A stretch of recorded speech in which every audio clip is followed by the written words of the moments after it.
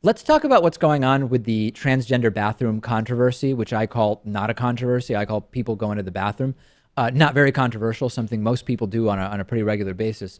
The entire background of this has been that we've seen a shift from the anti-gay marriage movement into now religious freedom and sort of connected to that, the battle around transgender bathroom usage. This is not really an issue. There are essentially no examples of people actually pretending to be a different gender than what they normally live their lives as, merely to get into the bathroom where they want to check out naked girls, as Mike Huckabee said he would have done if this would have been an option when he was in high school. Really, the problem actually is the anti-trans activists who keep doing really, really bizarre things just to test the laws, Lewis. So I think we all agree, Lewis, this has not led to any of the sexually predatory stuff that we're scared about by groups like the American Family Association Family Research Council.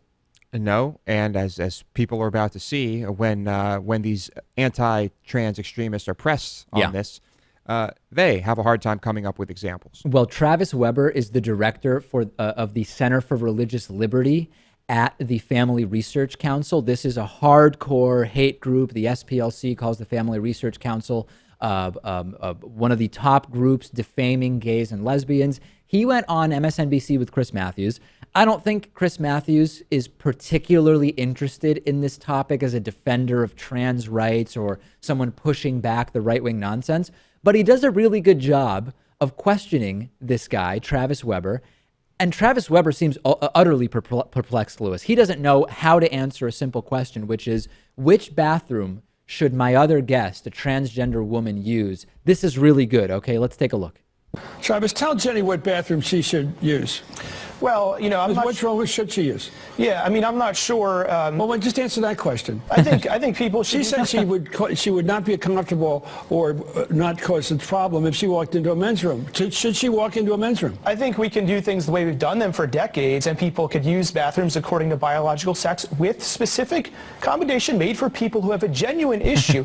If we look at the North Carolina law, it made an accommodation. People are not happy with that, however, and now the Obama administration. Let's just talk about transgender people. What should a transgender person who identifies as a woman do? What bathroom should they go to? Just keep it simple. Yeah, well, there's an issue with privacy. You can't answer the question again. Privacy what concerns. Should they do? They can use the bathroom of their biological sex, except when there's a genuine issue and an accommodation can be made. What does that mean?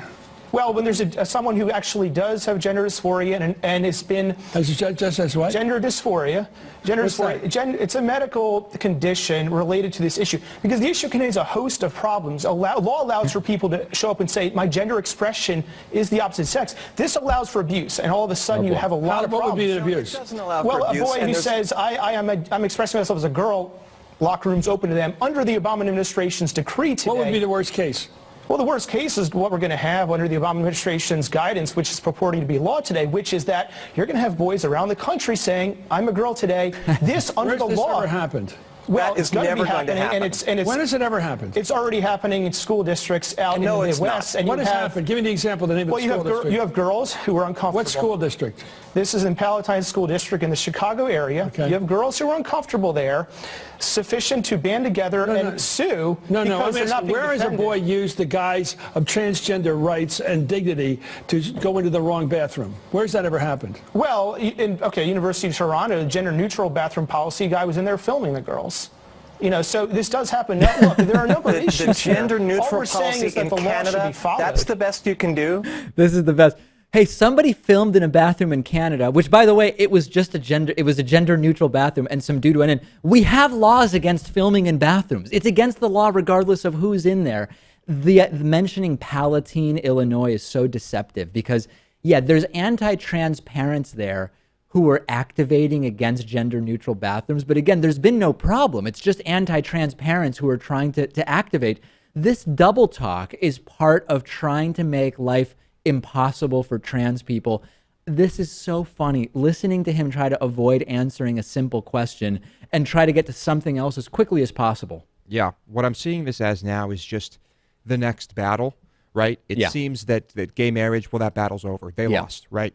This is the next one, and there's always going to be another one. Yeah. And so what else? I mean, that's it, right? They have to grab onto something and fight some battle. Of course. And then lastly, as I've mentioned, I'm going to keep mentioning this because it's so important. If Jenny, the transgender woman involved in this interview, went to the men's room, you think nobody would raise an eyebrow? Like that would create a whole other host of issues. I would argue much more noticeable issues to the extent that we even want to play this game than Jenny, who looks like a woman, just using the women's room. That is actually what seems logical to me. And these right-wing nuts will never concede that, Lewis. They never even have that conversation. They don't care. And it's not a nuanced discussion with them either. It's pointless. It's like, what is even the point of trying to talk sense into this guy?